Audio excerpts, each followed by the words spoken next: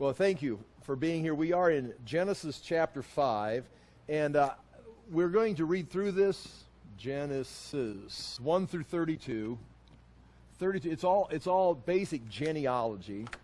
The important thing that we see at the very first verse there on page 1 is it begins Genesis 5:1. This is the book of the generations of Adam. When God created man, he made him in the likeness of God. Now, a lot of people will go back to the end of chapter 4, which is not a problem, and read verse 25 and put it in with this chapter. Because chapter 4 ended with the line of Cain. Really doing some great things as far as technology. The line of Cain was really advancing, building cities. They had, weapons, and they had music and all, cities. We got to imagine a very active, productive, civilized world at that time at the end of chapter 4. And we'll look at that again. It's Jabal, Jubal, and Tubal, Cain, and Naamah, which is the 8th generation from Adam. And so we'll look at the timeline today and see where that generation falls. But then after verse 24, it goes to verse 25 and says, Adam lay with his wife again, and she gave birth to a son and named him Seth, saying, God has granted me another child in place of Abel, since Cain killed him. Seth also had a son, and he named him Enosh. At that time, men began to call on the name of the Lord. So it takes us all the way in chapter 4, it takes us all the way up to the 8th line with 4 people being mentioned in Cain's line. Then at the end, it comes all the way back and says, Abel and Cain's brother, Seth, was born. And again, not way up here. It'd be way, you got to go way back and begin again. And he had a son, and at that time they began to call on Yahweh. And it begins now a new line of, going to be the line that's going to lead to Noah and eventually Abraham, and does that. And some people take these verses and read it into chapter 5 because the story switches and becomes positive when we go to this genealogy. And that's fine because the genealogy then continues. The problem with that is the way this chapter begins. In the NIV it says, this is the written account of Adam's line. In the English Standard on your notes, this is the book of the generations. And this gives me a lot of confidence. This NIV, the written account, the English Standard, the book, meaning this is not the legend. This is not what Grandpa told around the campfire. This is not the traditions handed down from the fathers. In fact, I've got it in the squares in the Hebrew there. The first word that's in the square, reading it backwards, of course, S-E-P-E-R, seper. It means a missive, a document, a writing, a book. That's what it means. It comes from the word that the root means scrape. And the idea of possibly taking like bark or something and scraping it down like a piece of wood, scraping it down to record on it. They're talking in Genesis chapter 5. The word itself has a root in the concept of creating a material to write on, and the word began to mean or became a book, a document. It's a writing. It includes letters. It includes sentences. It's a document. And then the Toledot is the next word. It means generations or genealogy. It refers to the account. You're going to see this throughout the book of Genesis. This is the Toledot of Jacob. This is the Toledot here of Adam. And so the written or Toledot refers to some kind of a recording of the genealogies. And it's like, see, we're so messed up, and I'm talking about myself, because of modern science and modern anthropology of telling us we evolved. Do you remember, like 1965, there's a Life book called Life, just like the Life magazine. And on the cover it had like, a monkey or an early man, a monkey man. It was in that chart came out that had the evolutionary chart of the monkeys. And I remember as a kid being excited about it because it was cool, and how man evolved, and you look back, it's all, I was interested in that. Even had it hanging in my bedroom when I was 7. I remember 7, 8-year-old having the monkey chart in my bed. My dad was a science teacher before he became a principal and before he became a superintendent. He also was a shop teacher before he became a science teacher, but nonetheless, he was in education. So I was really excited about it. But that whole thing is fake. That whole thing, it's what they did, and I've got a set of 5 books on this, and I've got a set of 10 DVDs where they've gone around and they're checking on all these monkey men, all these half ape, half man, all these phases of evolution, and they've been disproved even in the scientific laboratories. They've been disproved. But what they did, they created the theory of evolution. Here's what happened. Okay, and they do all the paperwork, do all the books. All we're missing is the evidence. We're just missing the fossils. We're just missing the scientific proof of our theory. Okay, so everybody's excited, and they go off and they start finding things desperately, and the people that got all the literature ready to go, they're ready to jump on the bandwagon. And I mean, I'm reading these books, watching these videos. It's the same thing time after time. They find some kind of a part of a skull or part of a bone, and next to it they maybe find some rocks that are interesting shape, look like they could have been chiseled and turned into a tool. So here we have what appears to be, and they'll have like a fragment of a bone like this, and then a part of an arm bone like this, and then they look at their monkey chart. It matches this one right here.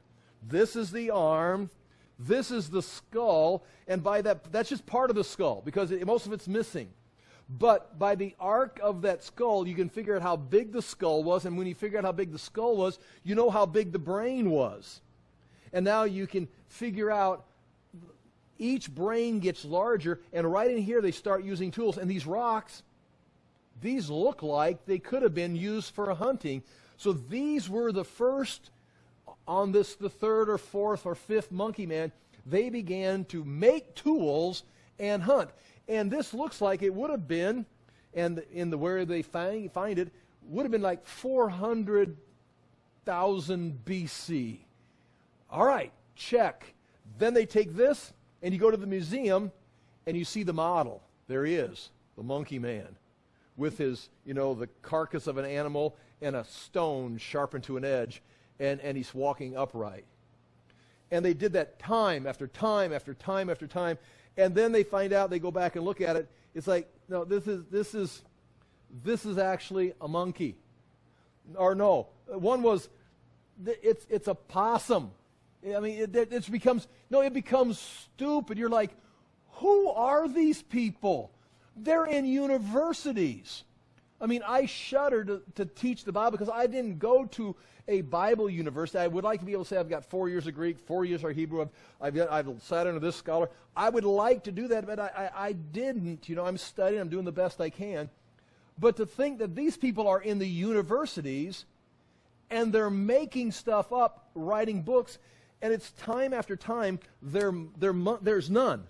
There's 0 monkey men. They're either monkeys or they're humans that were human. They just found them like in Mexico or in South America. They excavated a graveyard. Look, we found early human bones here. Must be Neanderthal man. And then later on, it's a 1600 AD cemetery. And they're dating it to, before stars existed or something. And it's like, it's not like, oops, we've made a mistake. It's like, no, they knew it, but they had to run with it for government support, for government. Sometimes, especially in South America, they are trying to take down the influence of the church. The Catholic Church had too much political influence, so they undermined it and forced into this. And the people are like, and the church lost authority because science took the authority. So now all of a sudden, it's not Christians. It's not Christians who are rejecting science. Well, you're going to reject, because I'm going to show you, I'm going to read this as if this is a written document by Adam. Well, you're denying science. No. Science is denying science. Science is making stuff up, and they have been throughout the 1900s. And they're doing it intentionally. I mean, they go through, they show it's on purpose. Anyway, I'm preaching now. But I had been influenced by that. And I used to teach the gap theory. I think the gap theory now is false. But I had to somehow figure out how the earth could be billions of years old, and yet Genesis, we still embrace Genesis. And so you combine, now it's like, I don't need to embrace lies. I don't need to embrace monkey men. I don't even need to embrace an old earth. We can do this, as the Bible says, in 6,000 years. Well, how's... the earth looks old. Well, what Adam, when he was created, what did he look like? An infant? I mean, or did he look like a man? Did Adam shave? Well, how can he be shaving? He's only 3 hours old. How can he talk? He hadn't had time to develop a language. It's like, these are ridiculous, the whole question. Did Adam have a belly button? It's like, no. It's like, well, it's like, he's the first man. It's like, these things, they make stuff up and make you feel stupid. Christians are not fighting science. In fact, what do they say? Some large percent, 70% of the Nobel Prize winners are Christians. Nonetheless, if the evolutionists coming out of the 1800s following Darwin had allowed Einstein's teaching in the 1920s to impact them, they would have bailed out of evolution. Einstein answered the ideal of, with Hubble's telescope and Einstein, that time is relative, affected by gravity, affected by speed, that these things are all fluctuating depending on, as you play together. It's part of this physical creation that meant the earth had a beginning. When Darwin was teaching, they believed in classes, in schools, in universities, the universe was static, which meant it has always existed. It had always maintained this condition. It was eternal. And then Hubble's telescope goes, whoa, guys, there's things happening out there yet. And they're like, well, looks like, and about that time Einstein's doing some math. He's like, you know what? It looks like the only way this equation works is if we insert time as a variable, which means the earth had to have a beginning. The universe had a beginning. And Hubble says, that's what I see in my telescope. Einstein says, that's what I've got in my formula. Now it all makes sense. Meanwhile, the evolutionists are like, no, that means you don't need billions of years. It came into existence at a point. Well, there was a point a long time ago. It's like, we can't let the Bible be true. So, with that being said, we have right here in the Hebrew, in the English Standard, in the NIV, this is the book of the genealogy of Adam. In the day that God created man in his likeness of God, likeness of Elohim, he made him. And so this right here, chapter 5, verse 1, as I look at this, as I teach this today, this is part of the book of Genesis, but this is a document that is different than the material used in chapters 1 through 4.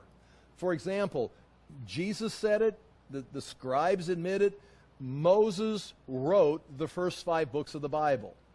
But Moses didn't just sit like people want to say, just sat and under inspiration, just wrote down like a dictator or a dictation, writing stuff down. He had, look, see, there is things written down from the ancient world.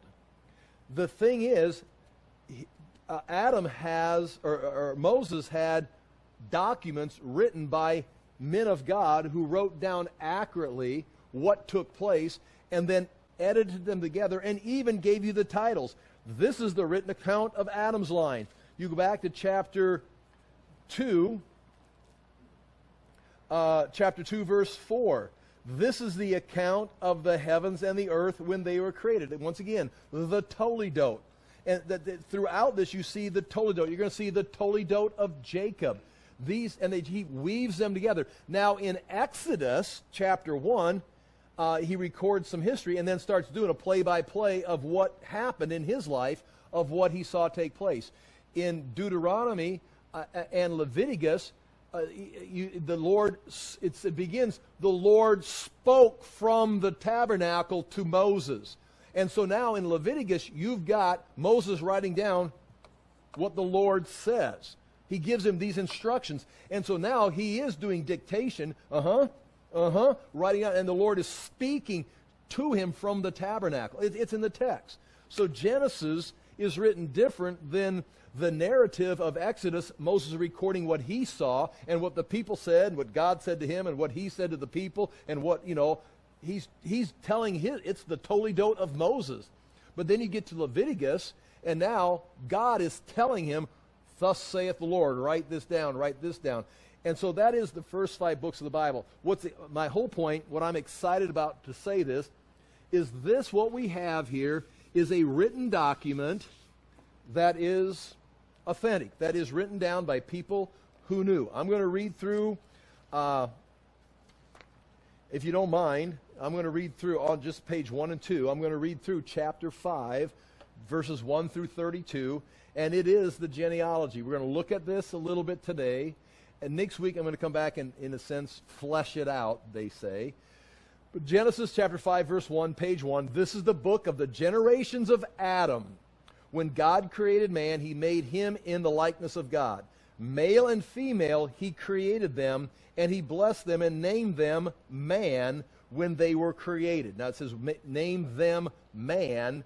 That means he named Adam and Eve man. In fact, if you look in the Hebrew right there, I don't have it circled, called them, it's the bottom line, kind of the middle word of the bottom line of Hebrew. It's the word Adam. It's a word that means man. It's something, sounds like red, it sounds like dust, it refers to coming out. And he calls them Adam, or this is now mankind. And they're male and female, mankind. So that's what it's being said right there. He calls this is mankind. Chapter 5, verse 3. And now what we've got, and I kind of did the titles for this, verses 3, 4, 5 is about Adam. Then you turn to page 2, you can see the second generation, Seth, the third generation, Enosh. Now I put the name of the person and the generation number, and then I put the years that they were born and died in.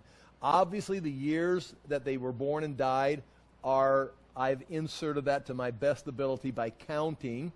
You don't have to accept that. But just you can see where the text is at. I just put titles in it. So there's a paragraph about Seth, Enosh, Kenan, Mahalalel, Jared, Enoch, Methuselah, Lamech, and then Noah. Okay, so here's the first part about Adam, and I got it, number 1, the first generation, Adam.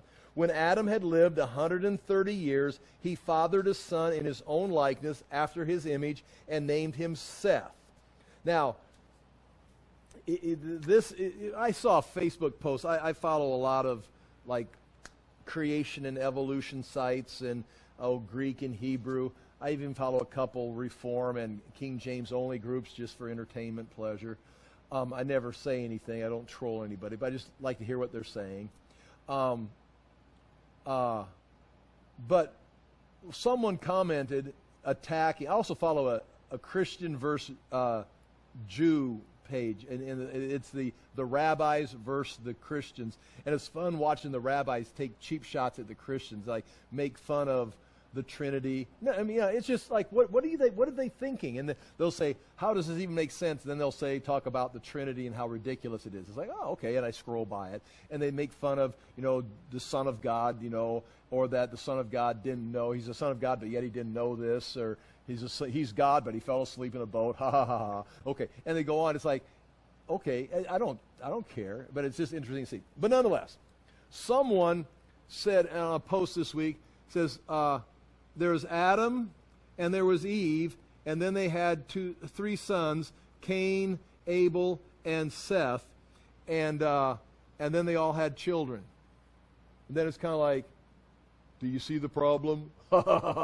It's like Cain and Abel, and there's three boys, and they're all having all these children. It's like, meaning that doesn't even make sense.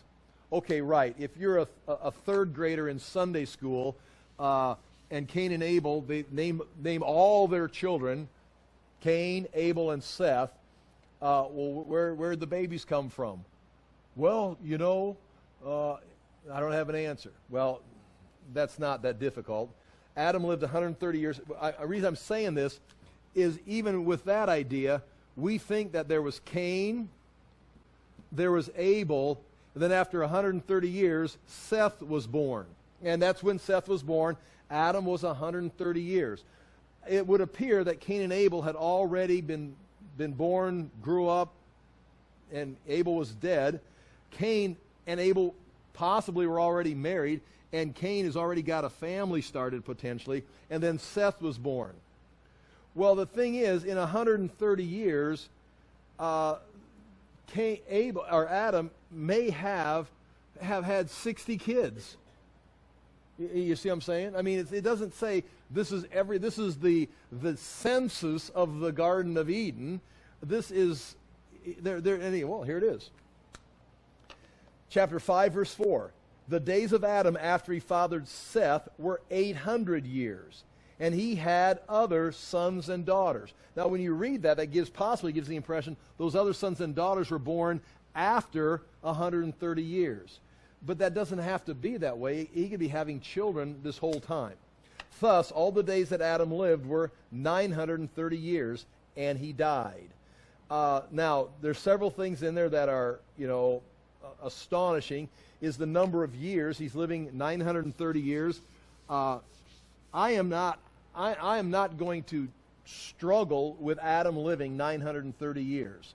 Now, especially when Peter writes, as I've mentioned already this evening, when Peter writes, in the end, people say things go on as they always, nothing changes. And he says they deliberately forget that God created the world, that God flooded the world, and that someday Christ is going to come back and restore the world and change the curse and remove the curse and have the millennial reign of Christ. It's like they deliberately forget that God will intervene into history. And right here, the fact that Adam lives 930 years, and if I make it to 100, it's going to be like, a big Facebook post. I mean, it's going to be a big deal if I make it to 100. How can he live almost a millennium? Let's see if I can do the math right in front of everybody. 2024 minus 930. Oh boy, that's 4. Oh gosh, change that, change this. 12 minus 3 is 9. 19. Okay, that means Adam would have been born to one of the Crusaders. And then by the time he was 40, he would have marched in one of the Crusades back in the Middle Ages. He would have been there. He would have gone to Constantinople when it was, still Christian. He could have been there in 1054 when it fell to the Muslims. Just think he would have saw the Reformation. He would have helped start America. He would have been, by the time we founded America, he'd be 600 years old helping Thomas Jefferson, write the Declaration of Independence. So it's like, isn't that strange? Well, yes, it is strange if he's living on this side of history. But if he's coming out of the garden, out of paradise, if there is no sickness, death has just started. Death is just begun. Disease hasn't been developed. There's a wide range. Genetics, DNA, genetics. There hasn't been decline. It's not like, you go to your doctor's appointment. They ask you, is there diabetes in your family? Is any cancer in your family? And they ask you these questions. They ask Adam, is there any diabetes in your family? No. Is there any cancer in your family or your parents? Like, well, no. In fact, no one's ever died in my family. It's like, oh, well, then that's pretty positive then, right? No, we've never had cancer, diabetes. In fact, we've never been sick. What is sick? What are you a doctor? What is a doctor? What do we need to? And so he doesn't have any of these things. Now, after a couple thousand years, that would be a legitimate question.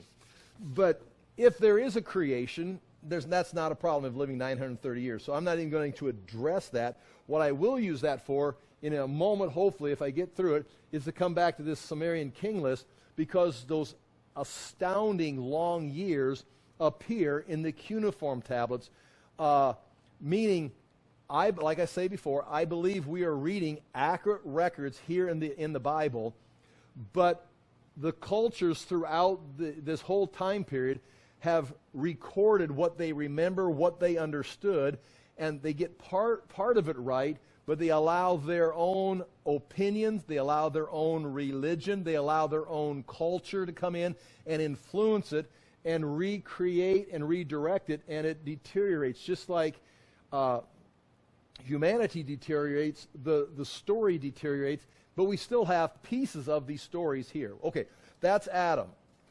I'm going to come back next week and do more work with these stories here. Seth. When Seth had lived 105 years, he fathered Enosh. Seth lived after he fathered Enosh 807 years and had other sons and daughters. So we're not going to name every child born. They're naming apparently the oldest one, but be careful. Sometimes they could be naming the most prominent one, the one that got the inheritance. Think of Esau and Jacob. Right there, it wasn't the oldest one, it was the one that God chose, the one that ends up having faith, that wanted the promise. So again, I assume these are all the oldest, but then once you think about it, isn't it unique that the oldest child is always a male? You know, and then you think, well, these guys are 70 years old and they finally have a child, or they're 65 years old or Jared is going to be 162 and he finally has a child. It's like, well, I mean, we don't know how they aged at that time, when they hit puberty, when they got married. But it is possible, especially considering that when Adam was 130, he has Seth, and sometime before 130, he had Cain and Abel. They grew up, apparently had families, and then killed each other, or killed one of them. And so they were old enough to fight. So that means he must have had children when he was 20, 30. I mean, did Eve get pregnant, like right outside the garden? I mean, right after they got out of the garden? I mean, how long did it take? And so we may have a lot of people in between these years here. And they do have, he had other sons and daughters. Seth, same thing. Enosh. When Enosh had lived 90 years, he fathered Kenan. Enosh lived after he fathered Kenan 815 years and had other sons and daughters. Thus, all the days of Enosh were 905 years. These guys are living almost a millennium. Kenan had lived 70 years. He fathered Mahalalel. Kenan lived after he fathered Mahalalel 840 years. He had other sons and daughters. Thus, all the days of Kenan were 910 years, and he died. Now, let me ask you this. Does this sound like legend? Does this sound like mythology? Or does this sound like court records? Like, this is who he was, this is how old he was, this is the name of his son that got the inheritance, and then he lived this long and had other sons and daughters. We're not going to mention them. Next. I mean, there's no, and then he took hold of a snake and flew into the atmosphere, and there's no legend. It's just like facts. It's like, this is the written account of Adam's genealogy. This is who they are. Mahalalel lived 65 years. He fathered Jared. Mahalalel lived after he fathered Jared 830 years and had other sons and daughters. Thus, all the days of Mahalalel were 895 years, and he died. Jared. When Jared had lived 162 years, he fathered Enoch. Once again, he's 162 years old, and he fathered Enoch. Enoch is the one we remembered. Does he have like 140 years of children being born before Enoch is born? I mean, that's not out of the question, because it doesn't mention all the other sons and daughters. It mentions he had other sons and daughters, but it doesn't mention who they were. Jared lived after he fathered Enoch 800 years and had other sons and daughters. Thus, all the days of Jared were 962 years, and he died. Again, theologically, notice what happens to every one of these guys. And they died, meaning what happened in the garden, and then they died. And the reason they keep having children is because of the promise that God is not, you're going to die, but the woman will keep producing. Humanity is not destitute. Humanity is going to keep producing, and God is coming to the mankind's rescue. Enoch, when Enoch had lived 65 years, see, that's pretty young, he fathered Methuselah. Enoch walked with God after he fathered Methuselah 300 years and had other sons and daughters. Thus all the days of Enoch were 365 years. Enoch walked with God, and he was not, for God took him. Now that's going to be an interesting verse. We're going to look at that. Something's taking place there. Notice his years are quite a bit less. And he is walking with God. And again, the name of Methuselah is going to be important. It means something to the effect of when he dies, it comes, or when it falls, he dies. It has to do with, it sounds like it potentially is a prophecy, and we'll see as we know already. Methuselah's last year is the year the flood begins. No, you can do the math inside out. The math always ends up Methuselah dies the year of the flood. If the earth is 10 billion years old, if the earth is 10 days old, Methuselah dies the year of the flood. I mean, that's not even well, what about young earth, old earth? I don't care. It doesn't even matter. The documents here say Methuselah died the year of the flood. And that's not even like, well, how did you figure that out? You can't miss it. If you actually pay attention, you can't miss it. There's no way of screwing it up unless your calculator doesn't work, and you got to do it on a board in front of everybody. Methuselah, when Methuselah had lived 187 years, he fathered Lamech. Methuselah lived after he fathered Lamech 782 years and had other sons and daughters. Thus all the days of Methuselah were 969 years. The guy's 31 years away from being 1,000 years old. His son Lamech had lived 182 years. He fathered a son, I forgot to take the 29 out for the verse number, and called his name Noah, saying, out of the ground that the Lord has cursed, this one shall bring us relief from our work and from the painful toil of our hands. And you know how that prophecy is answered? You know how that prophecy is answered? It's answered after he gets off the ark and he makes wine. That's how out of the ground the Lord has cursed, this one shall bring us relief. And what's he do? Grows a vineyard and produces wine. Slice and dice how you want to, but there's a prophecy. How's it going to be fulfilled? He's going to bottle some wine for us. Okay, do what you want to with it.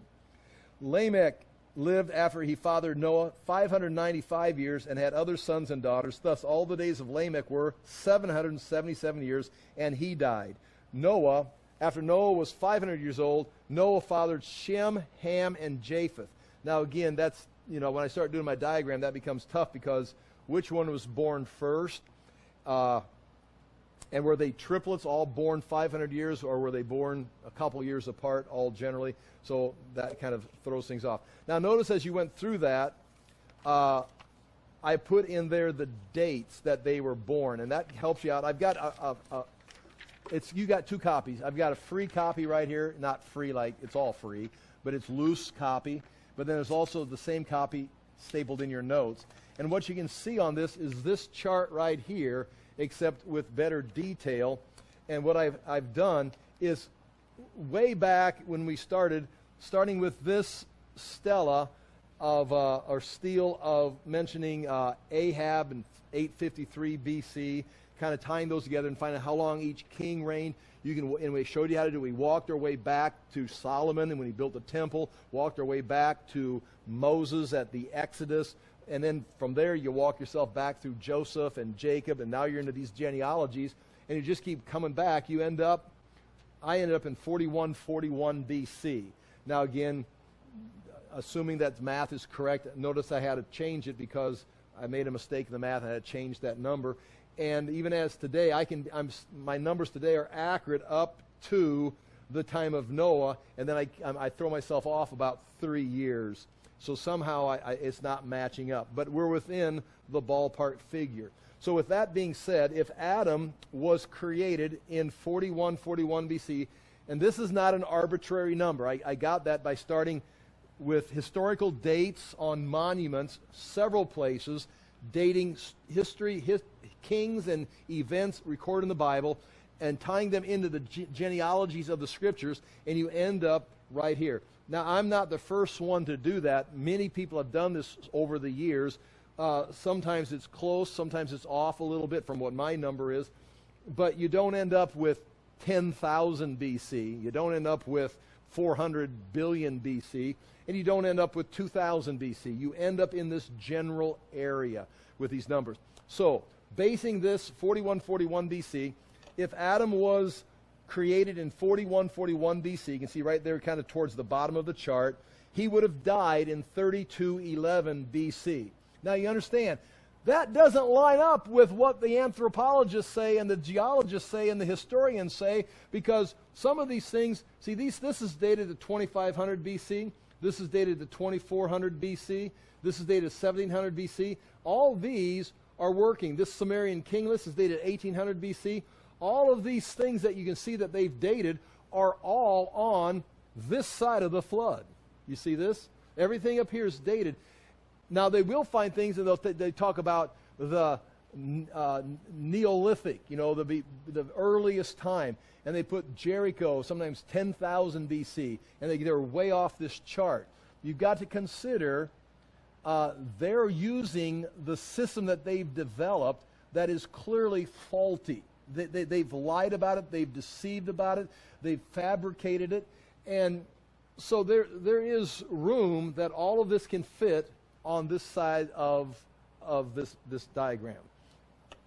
And when you start seeing things that are 10,000 BC or 25,000 BC, you understand that they didn't date. It's not like they found a newspaper with the item. They're dating it where they find it in the stratosphere, or how they've dated everything down to that. So you start just like this. If I got this date wrong, I just continue to add to my errors. So if they start dating something and then they start building on it, well, everything is going to be off by 6,000 or 10,000 years. Especially when they go through and they say that they go, and you've done this before, you've seen this, they go through the Grand Canyon and they got all these layers you can see go way back to 35 billion years ago. It's like, well, why? Because it took all that time to build this. It's like, unless the flood happened, and then it would have happened in an afternoon. And all these things, and they talk about all the sediments, all the life forms in there.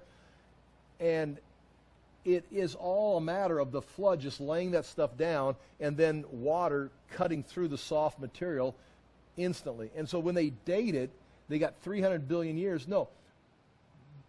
It was like Mount St. Helens. They've gone to Mount St. Helens. You know the story. You all remember Mount St. Helens. It blew up. The volcano blew up. They take geology class. They've taken geology classes in universities out there and had them dated. And they came up with all kinds of, well, this rock here, and it's like, yep, nope, 19, whatever, I don't even remember the date. It's like, that's 35 years ago. It's like, what? How can it be? It's at this level. It's got this formation. It's a volcano. It happened. We got it on video. It's like, and so it proved all those things are they found a fossilized book. They got a book that was laid, it's like a 300 million year old book, been fossilized. It's like, they found fossils at Mount St. Helens. Things were fossilized. What, in 30 years? It's like, that can't happen. Or maybe you're wrong. And that's the thing. It's coming out. And now again, they're going to have to admit, just like when I'm wrong, I'm going to have to say, I was wrong. But I don't have government funding. I don't have a university backing me. It needs me like, I was wrong. Try again. Those guys, if they're wrong, they've got their entire careers, their entire degree. They've studied these books. This whole section of the library is not true. What's your degree in? This section of that library. Well, your degree's wrong. Totally worthless. You are no longer an expert because everything you know is false. You need to start over again. It's like, well, we're not going to do that. We're just going to we're going to up the game. We're going to push it faster. We're going to push it harder. Anyway, going back to this. So you've got Adam living those years, and you can see Seth. And I try to do a good job of drawing those lines out. I did a little bit of measurements, trying to get about the same, how long their lifespans were. I don't have the number of the lifespan written on there, but I do have the years. Like Enoch would have lived born in 3519 BC, and Enoch would have died in 3154 BC. Well, he would have walked with the Lord in 3154 BC. And his son Methuselah would have been born in 3154 BC. Add 969 years to it, he would have died in the year 2485. And if you notice right there, the flood came in Noah's, 600th year? So Noah's 600th year is the same year that Methuselah died. That's that little dotted line coming down there. It matches up perfectly. I mean, you can find this in books. You can find this in the internet. You can do your own right there. You may have it in your Bible, a chart just like this. That's what happened. Interestingly, Shem was born the 500th year. It says Shem, Ham, and Japheth was born Noah's 500th year. So Shem, Ham, and Japheth were born 100 years before the flood. So they're 100 years old. Again, are they 100, 102, 104 years old? It depends on, some say Japheth was the oldest. I think Shem is mentioned often because he's the one that follows into Abraham. Japheth could be the oldest. There's different thoughts on this. And then I skip. Shem would be the 11th generation from Adam. Noah is the 10th. You see those numbers in parentheses, and that's going to be important in just a moment. And then just for tonight, I jumped way ahead to Abraham, the 20th generation from Noah, or from Adam. And Abraham would have lived 2166 to 1991 BC. Now, notice right there, Abraham overlapping the days of Shem and Noah. In fact, Isaac would have been born and been alive while Shem was still alive. So Isaac could have talked with Shem. Now, that's why some people say Melchizedek was Shem. I mean, the numbers work out. Melchizedek could have been Shem. I don't think that's the case, but the people that say that, it's like, that's possible. I mean, you could build the case for that. I think it's somebody different, but nonetheless, just know that's how this gets condensed. And now all of a sudden, you're not telling campfire stories. Well, my grandpa told my grandpa that this was, and it's like legends being handed down.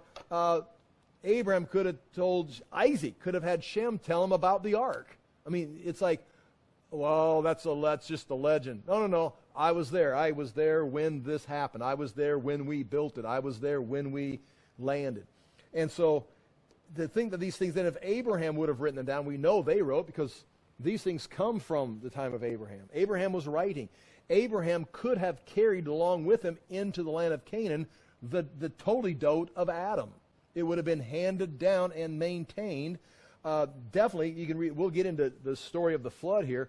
Definitely, Noah's account of the flood is not a legend. It's definitely an accurate document that Abraham would have had access to. It would have gone into Egypt with Joseph and Jacob, and it would have been handed down and would have been collected by Moses when the children of Israel came out, and Moses sat in his tent and would have used those documents to write and record the book of Genesis. It's not that fantastic. These guys were writing, recording, say, they weren't writing. Writing wasn't that important.